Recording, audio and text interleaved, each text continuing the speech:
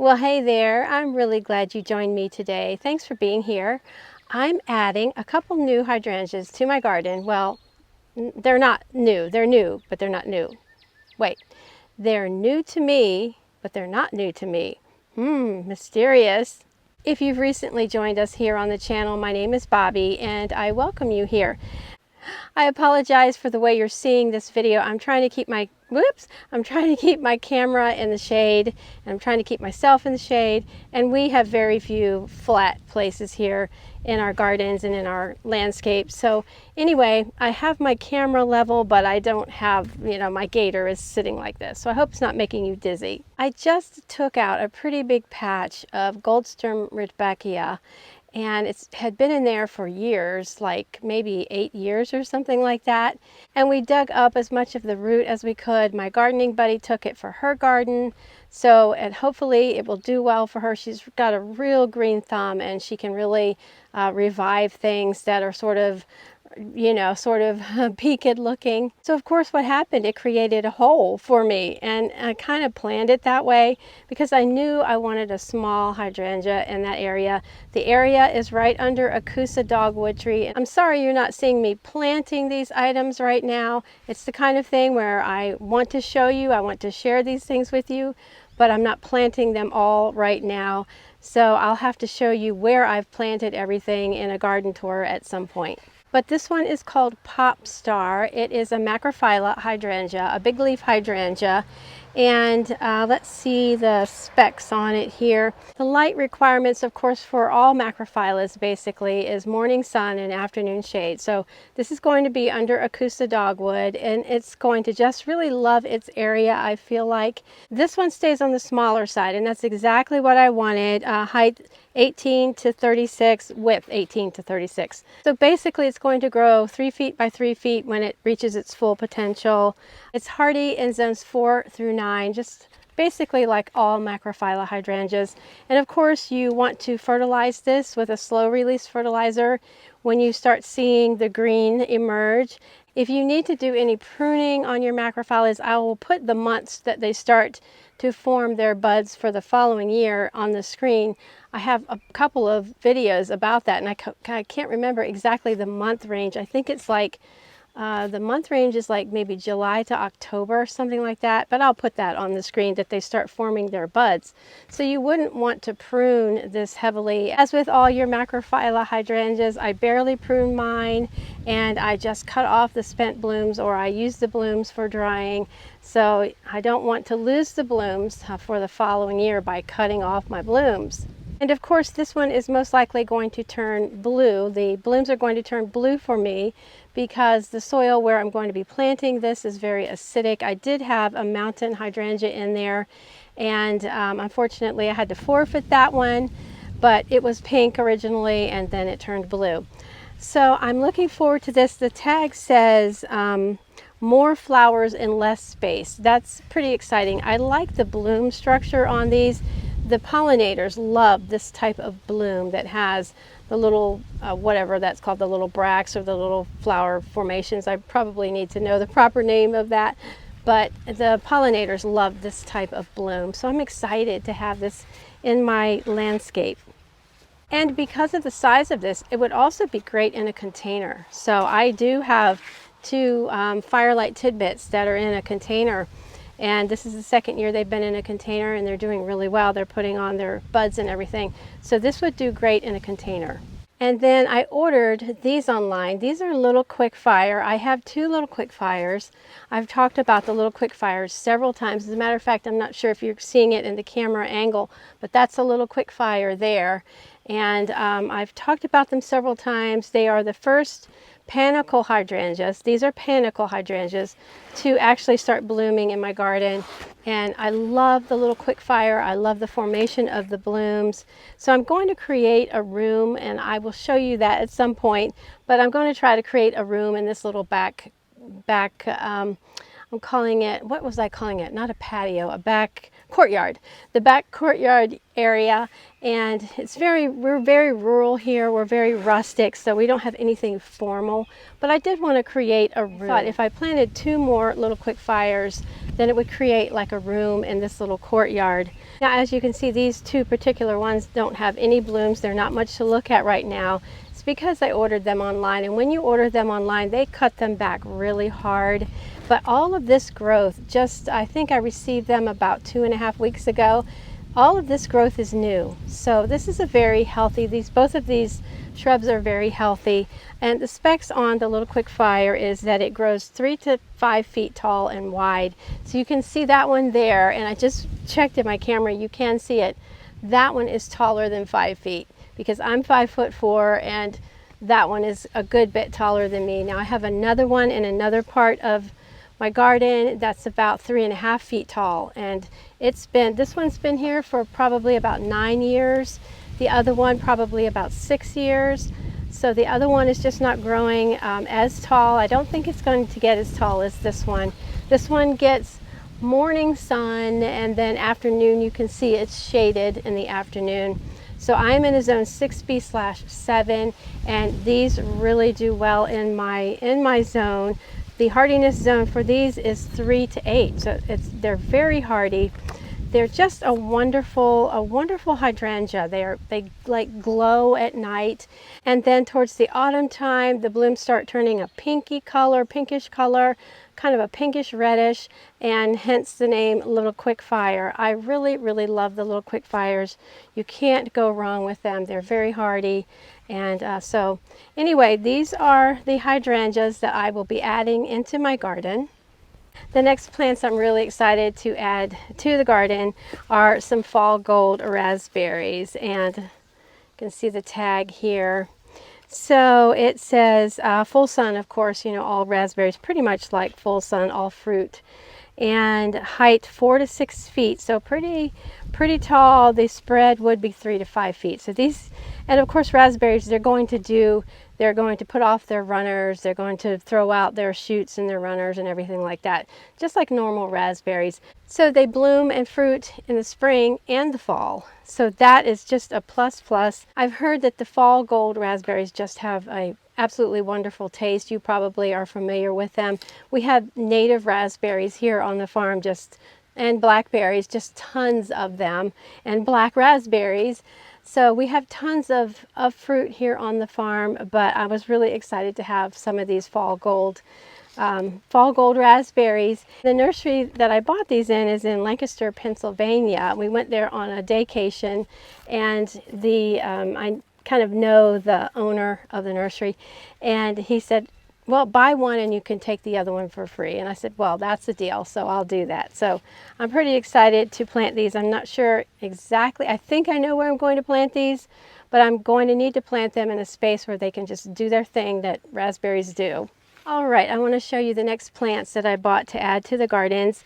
These are all perennials, and when I bought these, I thought I had in mind exactly where I wanted to put them. But after looking at the space again, I'm like, oh, I'm not sure. You know how we do that. Every gardener does that, I think. But I will find a space, and I will probably end up putting them in the space I was planning on. So I think they're going to be fine. But this one is, I believe the lady at the nursery said this is a new one for this year. This is a Heliopsis, and it's also called a false sunflower.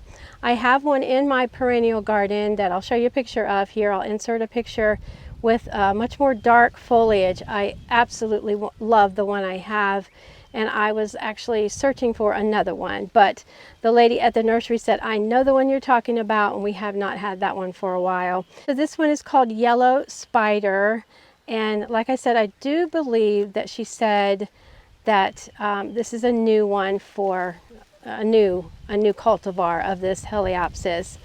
I'm just so happy with the other one that I have, and as a matter of fact, the tag shows dark foliage on this one here. I don't know if you can see that. I maybe can pop that up here better so you can see it, but the tag shows it having dark foliage. As you can see, it's quite breezy right now. It gets 24 to 30 inches high, and it will get to 30 inches high, at least 30 inches. The one out there I think is almost like 3.5 feet. and the spread on it is 30 to 36 inches wide. So you do want to give it plenty of room. It starts blooming in early summer. It blooms all the way into fall. I have found that to be true. It says it's low maintenance. It attracts pollinators. I have found that to be true. It likes average moisture in well-draining soil, and I've found that to be true. It doesn't like wet feet. So I think, you know, if you site it in a place that it's not boggy, it will be just great. It is hardy in zones 3 to 9. So this is a really hardy perennial. I do have mine staked, the one I have out in the garden. I have some wooden stakes that I've staked mine with, and I found that was necessary. So I will be staking this one as well, but I'm so excited to have another. It also makes a great cut flower if you choose to cut the flowers. Of course, these are your basic Echinacea. This is Sombrero Tango Tangerine, which I have several of those out in my pollinator garden and my perennial garden. And the height is 18 to 20 inches. The spread is 18 to 22 inches. The bloom time is late spring and summer, which I found to be true on all of my Echinaceas. Hardy zones 4 through 9, again very hardy, upright growing habit, same type of soil conditions, average moisture, so forth and so on. But I love orange, and so I can never get enough orange. I have 2 of them, and I can never get enough orange in my garden spaces. And I love the cool colors, purples, pinks, whites and things like that, but I also love the warm colors. So I don't know why I have them both, but I definitely love oranges and yellows and things like that in the garden. And as if I needed another Yarrow, or you may say Yarrow, because I do grow my own from seed, but as if I needed another one, I just couldn't resist this one. I love, love, love the yellow of it, and it is from Proven Winners. I think it's a fairly new Proven Winners. I'm not positive about that, but it's called Firefly Sunshine. It grows 28 to 30 inches tall. Of course, it's a perennial.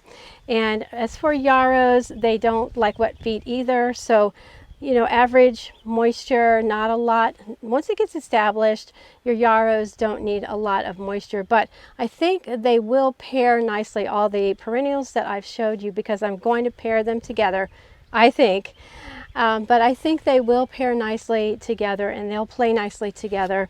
And so I'm excited to have this one. These, I found the yellow yarrow, or yarrow, dries really nicely and retains its color. So anytime I see something like this that I know dries, I'm all over it. Like, I'm all in for it. Okay, so for this one, this is a Calamintha. Of course, it's in the mint family. I'm super hoping that I will not regret having bought this, but I don't think I'm going to regret it. I'll tell you why. I don't know if you can see in the camera right now, but I'll try to get some close-up shots. The bees are all over it, and the bees are loving it. And that's what drew me to it at the nursery. The bees were just all over it at the nursery, and I said, I just have to have it. I just have to have it. So after reading up on it just a little bit, it does not, the tag says that it does not spread by seed, but it spreads by rhizome and, whoa, this wind. It spreads by rhizome. I'm just watching my camera. Oh wow, we've got a big blast of wind. Hold on a second. So let me read you the description on the tag. It says compact, clump forming, non-floppy, non-seeding, so it doesn't throw off seeds.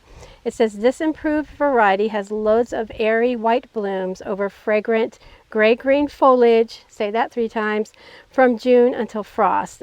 Appreciates additional water during dry spells.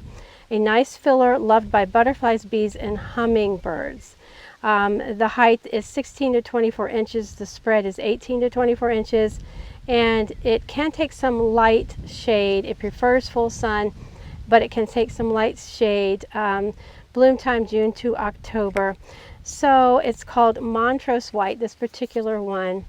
I don't know if you just saw the bee fly away, but I was going to plant the Heliopsis, the Echinacea, and the yarrow and this together in the space, and I maybe am deciding to go ahead and put this one in a container because it says it behaves well in a container. As I'm standing here, I'm smelling the fragrance. I'm watching these sweet bees just go from flower to flower.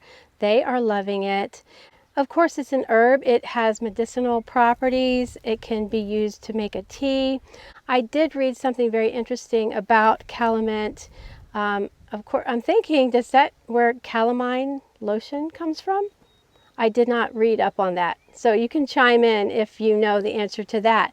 But I did read where if you are pregnant, you want to avoid having any contact with this herb. I don't know why. It didn't say why. Maybe you know why. I do not know why. That's not going to be a problem for me. But anyway, I thought that was very interesting. But I'm just loving the bees and all of the bee action on this calamint.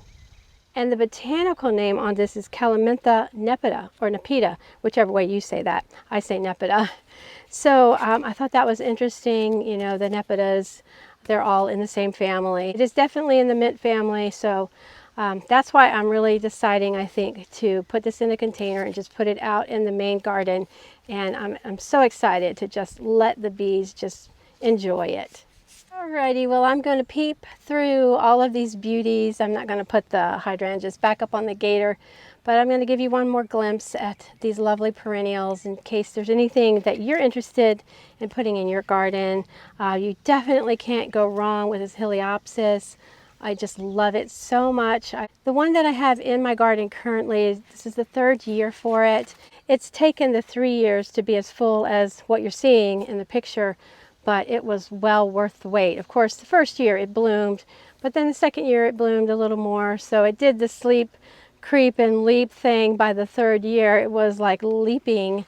So I'm excited to have another one. I'm thinking of doing more perennials in the main garden space, the space that we renovated, the space that we did, you saw in a video.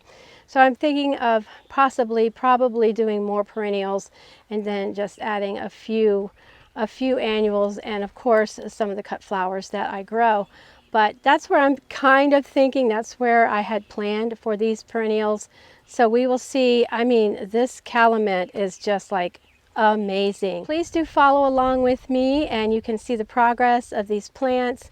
I want to take you on a tour really soon of the perennial gardens that we put in last year, late last summer I think it was.